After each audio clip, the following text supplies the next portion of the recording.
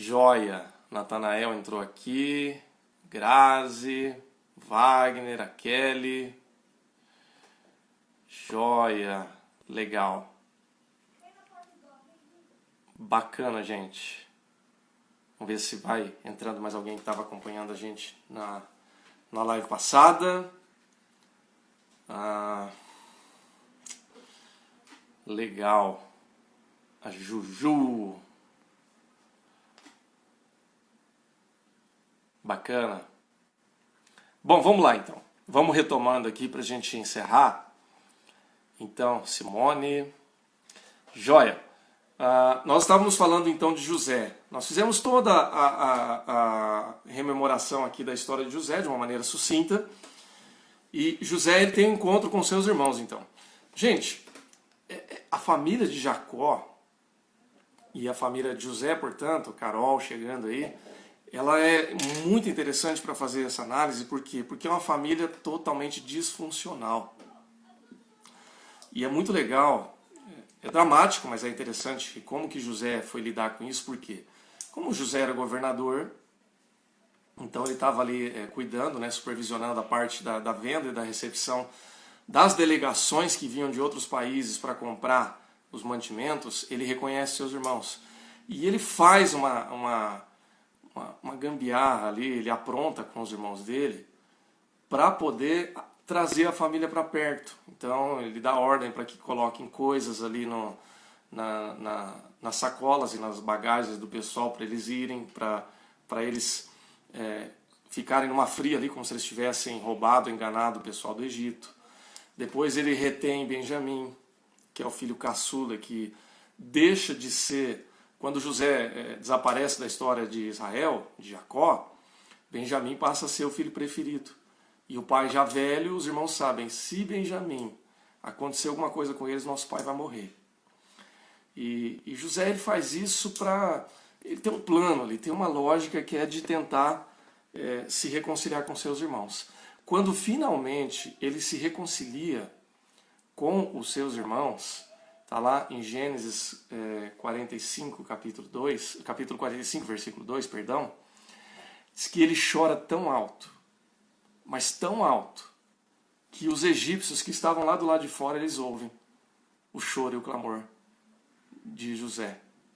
Então assim, havia muita mágoa no seu coração, havia muita dor, havia anos e anos e anos e anos de uma história de relacionamento mal resolvido, de saudade dos irmãos, de saudade do seu pai, de saudade da sua família, e que precisava colocar para fora aquilo. Então eu fico imaginando assim que o choro de José foi como o destampar de toda uma emoção reprimida ali, de tudo isso que explodiu de uma vez como um vulcão em erupção.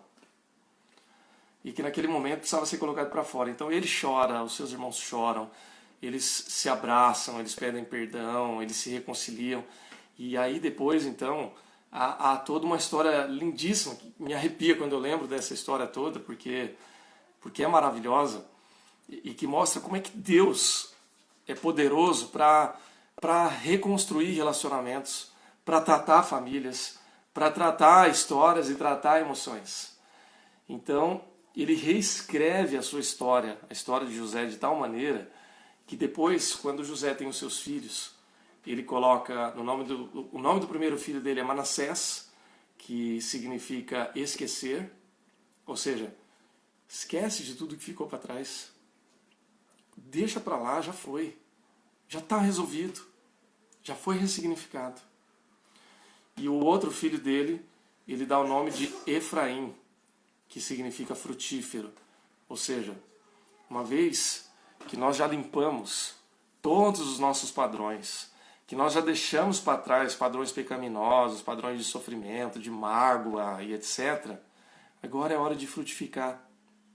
Agora é hora de seguir em frente, de construir uma história nova. E foi isso que ele fez.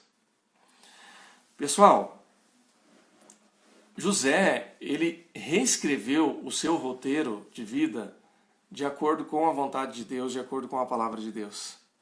De fato, ele poderia lamentar e desistir e morrer na cadeia. Mas ele não fez isso. Interessante porque tem muita gente que fala: eu nunca mais vou confiar no fulano. Eu nunca mais vou confiar no ciclano. Eu nunca mais vou confiar na minha igreja, no meu pastor. Eu nunca mais vou confiar no meu marido. Eu nunca mais vou confiar nos meus filhos. Gente, a gente nunca pode dizer nunca. Essa é a primeira coisa, né? Nunca, sempre, são palavras muito fortes que definem muita coisa na nossa vida. Então, a gente precisa tomar um certo cuidado. Mas o fato é que com Deus, a gente tem a possibilidade de retroceder, dar uns passos para trás, olha para o passado, olha para a sua história de vida, olha para a sua família, para você enxergar todo aquele padrão e a partir daí, entendendo que você foi adotado para a família de Cristo. E essa família de Cristo tem padrões muito melhores, muito mais firmes. A partir daí, então, a gente tem a condição de ser bênção para o futuro. Então eu sei que Deus é bom, eu sei que Deus é maravilhoso, eu sei que Ele me perdoa dos meus pecados, sejam eles quais forem. Eu sei que eu sou perdoado em Cristo Jesus e que eu posso me perdoar, inclusive. E posso perdoar o meu pai e a minha mãe pelas bobagens que porventura eles tenham feito e me prejudicado. E sim, pai e mãe faz bobagem. Lembra daquela música do Legião Urbana, que o Renato Russo canta, né? Que os nossos filhos, eles são crianças como nós somos, ou que nós fomos, e é o que nós vamos ser quando nós formos crescer. Isso não está na Bíblia, né? Essa frase do Renato Russo não está na Bíblia, mas o conceito é bíblico, viu, gente? Todo pai e toda mãe já foi criança um dia. Olha só, pensa em algum evento que o seu pai ou a sua avó, não sei, seu tio, alguém que é muito importante para você na sua família, fez e que por algum momento te machucou. Agora, imagina o seu pai e a sua mãe criança. Imagina o seu pai com sua mãe com 5 anos de idade, 4 anos de idade. Será que o seu pai e a sua mãe também não foi machucado ou não agiu dessa forma porque já veio um padrão anterior que fez com que ele fosse assim? Ou ela fosse assim? E você também foi essa criança um dia. E agora você é pai e mãe, talvez. Né? A maioria aqui é pai e mãe. Não todos. Mas todos nós somos filhos. Né? Às vezes a gente age também dessa forma. E a gente vai precisar da misericórdia dos nossos filhos para que um dia também eles possam olhar para nós e entender que nós também erramos. Que nós também temos um padrão ou tivemos um padrão que nos prejudicou. Agora, eu estou falando isso tudo para fazer sentido para você entender isso. Mas isso não significa que a gente tenha que viver sempre nesse padrão. Em Cristo, esse padrão pode ser quebrado. Quando a gente passa pelo processo do discipulado, do conhecimento da palavra de Deus, da experiência do amor gracioso de Deus, esse padrão muda. Então, ok, eu já entendi que eu sou assim porque eu vim de um padrão assim, assim, assim. Ok. Agora, eu não sou, a partir desse momento, obrigado a repetir esse padrão. Eu posso ser diferente. Aliás, se eu estou na família de Cristo, eu devo ser diferente. Por quê? Porque tem um padrão novo agora. Um padrão muito melhor. E quando a gente vive esse novo padrão, as coisas mudam. Então, o que eu queria concluir aqui? Para a gente encerrar, e se você quiser fazer alguma pergunta ou comentário, você pode fazer. Eu agora tenho um padrão novo. Eu e você, em Cristo, temos um padrão novo. E agora a gente pode viver uma novidade de vida. Né? O passado influencia o presente e faz parte da nossa identidade total. Mas o presente agora é uma janela para o futuro. Então, se eu vivo o presente agora de uma forma diferente, meu futuro vai ser diferente também. Em Cristo Jesus. Ok, gente? Ficou claro? Faz sentido para vocês? Gente, alguém tem alguma pergunta, algum comentário, alguma coisa que queira fazer? Nós temos um tempinho ainda. Então, se você quiser fazer alguma pergunta, fazer algum comentário, vai ser legal. Vai enriquecer a nossa conversa, a nossa reflexão aqui. e vai fazer sentido para aquilo que a gente vai conversar daqui por diante. Então, enquanto eu termino de secar minha aguinha aqui, que eu já tomei quase uma garrafinha toda, você pode fazer um comentário aí, a gente vai falando.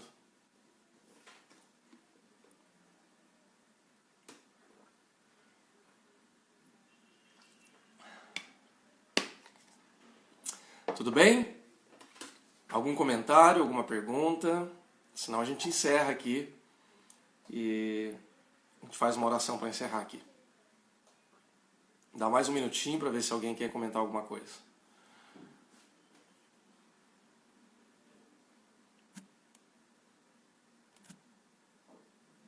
Quase que eu escrevi uma coisa sem querer aqui. Ok, gente? Alguma dúvida? Ok. Legal. Então nós vamos encerrar. Eu quero fazer uma oração e quero convidar você para pensar a respeito dos seus padrões, da sua vida, da sua história de vida, como você tem lidado com isso até hoje e como Deus pode fazer com que a sua vida seja diferente daqui por diante. A Grazi falou que está refletindo. Legal, Grazi, é isso mesmo. Qualquer insight que você tem aqui a respeito dessas coisas vai fazer com que você siga em frente. A Ju está falando aqui. Acho que uma das coisas mais importantes para ter uma vida emocional saudável é ter ciência da influência da nossa família nisso. É isso mesmo, Ju. É importante ter ciência. Se você não tem ciência dessa influência, você fica perdido sem ao menos saber por que as coisas são como são. Então, a conscientização é o primeiro passo. E você tem toda a razão nisso. Agora, eu faço um acréscimo aí nisso que você falou, dizendo assim que sem essa ciência não tem como seguir em frente, mas ter a ciência ela é uma etapa importante desde que você faça algo para mudar isso. Então, esse ponto que você tocou é fundamental, precisa ter ciência, mas a partir do momento que eu tenho ciência, eu já não tenho mais desculpas para me justificar em cima disso. Explicando, eu sou assim porque meu pai era assim. Ok, você já descobriu. E agora, o que você vai fazer com isso? Porque eu posso, por exemplo, falar, olha, eu bebo porque meu pai bebia. Ok? Faz sentido, faz. Mas e aí, eu tenho desculpa para continuar bebendo? Não. Porque eu já sei que é isso. Então agora eu tenho que fazer alguma coisa diferente. Ok? Porque às vezes não sabemos de onde vêm nossas falhas de caráter e daí começamos a perceber isso na nossa família também. É isso aí, Ju, você tem razão. Então, esse é o ponto. Agora, a partir daí, você tem condições em Cristo de modificar isso na sua vida, para que você não tenha que repetir isso. Isso, admitir é o primeiro passo. Natanael comentando aqui, decidir o que permanece e o que deve ser retirado se possível. Exatamente, é isso aí. Tem coisa que você não precisa mudar. Olha, o meu pai, eu já contei aqui que meu pai ele faleceu com 51 anos de cirrose, de tanto beber. Meu pai ele lutou contra o alcoolismo a vida inteira e não conseguiu superar. Então, assim, tem muitas coisas da história do meu pai que trouxeram problemas pra gente. Mas o meu pai ele tinha virtudes maravilhosas. O meu pai era um cara que todo mundo gostava. Porque ele era de temperamento amável, era um cara fácil de tratar.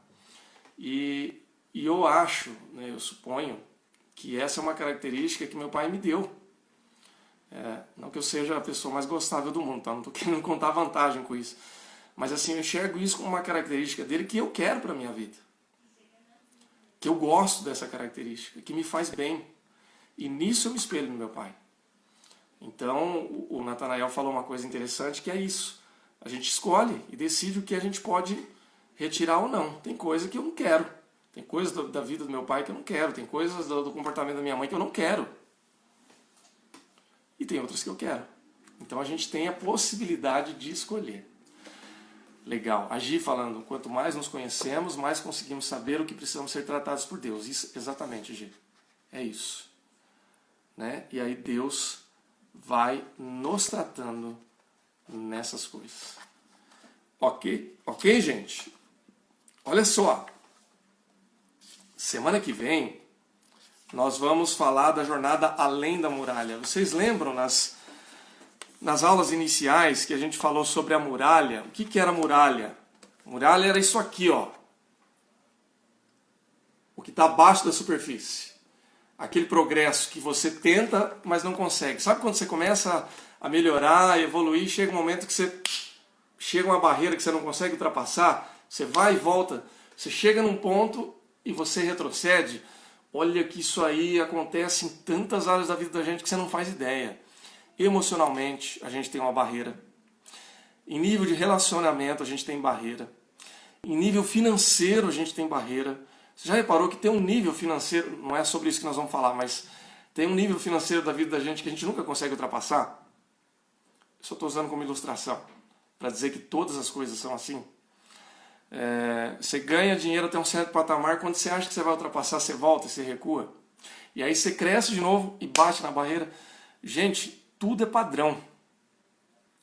Você, Gi, você e a torcida do Corinthians, inteirinha. As pessoas são assim, né? A gente pode bater um papo sobre isso também, tá bom? No outro momento. Mas padrões emocionais são assim. Nós vamos falar na próxima semana sobre como andar no outro lado da barreira. Como viver as nossas emoções do outro lado da barreira. E vai ser incrível. Vai ser sensacional.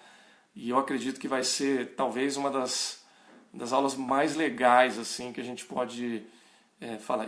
Para mim está sendo legal tudo isso aqui, mas acho que vai ser assim um bichão mesmo para a gente experimentar coisas incríveis. Então recomendo que você não perca a live da semana que vem, que você divulgue, que você faça propaganda mesmo, porque vai ser legal. Tá bom? A jornada do outro lado da muralha. Eu não sei se alguém aqui assistia Game of Thrones, mas depois que eu assisti essa série, eu só consigo pensar naquela muralha de gelo gigantesca lá que tinha no Game of Thrones. Tá bom, gente? Beleza? Algum comentário, alguma pergunta a mais que vocês queiram fazer? Ô Ju, obrigado que você gosta de mim. Obrigado, me sinto muito acolhido. Também gosto muito de vocês. Tá bom? Gente, deixa eu contar um caos para vocês. Vocês gostam do pastor de vocês? Vocês sabiam que o pastor vai fazer aniversário amanhã? Olha eu fazendo propaganda aqui. Adivinha só, vou fazer 45 anos amanhã. Tem uma história interessante sobre isso que está acontecendo. Talvez na semana que vem eu conte com mais detalhes se der tempo. Mas o meu pai faleceu com 51 anos, né? Eu falei isso agora há pouco. E ele com a minha idade, ele já estava arrebentado já de saúde. Já estava envelhecido, cabelo grisalho. Você vê, eu vou fazer 45 anos e meu cabelo é todo castanho claro. Minha barba era quase não tem fio branco ainda. Olha que eu até estou bem, não é? Eu estou aparentando estar saudável ainda. Só que tem um detalhe.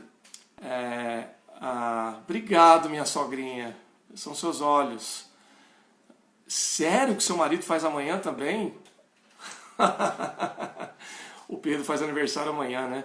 A única diferença é que ele não vai fazer 45, né, Ju? Bom pra ele, né? Que ele é bem mais jovem que eu. Olha só o que acontece.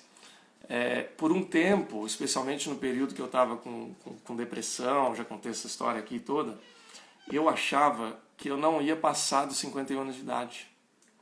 Porque eu me sentia tão doente, tão mal, que eu achava que com a idade que eu estou agora, 45 anos, eu já ia estar um bagaço. É louco isso, né? Mas são padrões. São padrões de comportamento, são histórias, são períodos de sofrimento contínuo que a gente tem e que faz com que a gente se sinta como a gente se sente. Mas deixa eu contar uma coisa para vocês. Pois é, ele vai fazer 26 anos, que inveja dele. Mas eu também já tive 26 anos um dia, viu? Faz um tempinho, mas eu também já tive. Mas posso falar uma verdade para vocês? A não ser pela energia e vigor físico, e com 26 anos você está com muito mais gás físico, mas eu prefiro muito mais a minha cabeça de hoje do que naquela época. Hoje eu me sinto muito mais maduro. Tá bom? Mas só concluindo a história aqui, eu quebrei esse padrão. Hoje, obrigado, Ju. Acho que eu me sinto ótimo, viu? Me sinto muito bem. Mas hoje eu consigo enxergar a minha vida com 50, 60, 70, 80, 90 anos. Padrões. O Natanael falou aqui, estou me sentindo idoso, meu cabelo e barba brancos, culpa do Davizinho. Natanael, eu não te enxergo assim, de verdade. Eu enxergo você como um cara cheio de energia. Eu não sei quantos anos você tem, mas esse 75 aí, será que é o ano de 75 que você nasceu? Se for isso, você tem a mesma idade que eu, né? Porque eu nasci em 75. Então eu posso dizer que você tem ainda muito gás. E o Davizinho é uma bênção. Eu racho com as lives dele, cara. Aquele moleque é um artista nato. E um contador de histórias já, né? Dom de Deus para ele. Isso, tá vendo? 75. Se não fez 45 ainda, vai fazer. Então, tamo junto. A safra de 75 é a safra dos melhores, viu? Tá bom, gente? Então, assim, tem muita coisa legal para a gente falar sobre isso. E eu creio que Deus tem nos abençoado e nos sustentado. Mas o que eu queria dizer é isso, né? Amanhã eu faço 45 e me sinto muito melhor do que quando eu estava com 41, 42. Já fez, né? É isso aí. Tá bom, gente? Então, nós vamos orar. Ô Ju, já transmita os meus parabéns, mas amanhã eu transmito para o Pedro os parabéns dele. Quem nasceu no dia 24 de maio realmente é pessoa especial. Pessoa especial. Então, Pedro é um cara especial. Nunca mais vou esquecer do aniversário dele, viu? Pode ter certeza disso. Tá bom? Davizinho é uma bênção. Davizinho é de Deus demais. Vamos orar, gente? Feche seus olhos aí onde você está e vamos agradecer ao Senhor. Pai, eu quero te agradecer pelas tuas bênçãos, pela tua graça, Pai. E quero te agradecer em nome de Jesus, porque nós somos adotados como teus filhos e temos o privilégio de fazer parte da melhor família do mundo, a família de Deus. Pai, agora eu quero pedir em nome de Jesus que o Senhor nos ajude a quebrar todos os padrões e valores e comportamentos que vêm das nossas gerações anteriores e que nos atrapalham. Senhor Deus, nós já cremos que em Cristo toda maldição foi quebrada. Cremos nisso. Mas acreditamos também, Senhor Deus, que há padrões de comportamentos e coisas que nos levam a pecar que não precisamos carregar mais conosco. Ajuda-nos a conhecer isso, a compreender, a quebrar e a mudar e ressignificar todas essas coisas, para que nós possamos, em nome de Jesus, ter uma vida muito mais feliz, mais próspera e abençoada através dos teus padrões e valores para nós. Oramos assim, pedimos essas coisas e te agradecemos por isso, portanto, em nome de Jesus. Amém. Gente, obrigado, viu? Deus abençoe, que você tenha um sábado abençoado, um domingo abençoado, uma semana abençoada e eu espero você na próxima live. Um abraço, Deus abençoe a todos. Se você tiver alguma dúvida, algum comentário que você queira fazer, pode me mandar mensagem que eu vou ter prazer em conversar e responder a respeito de tudo isso. Abração!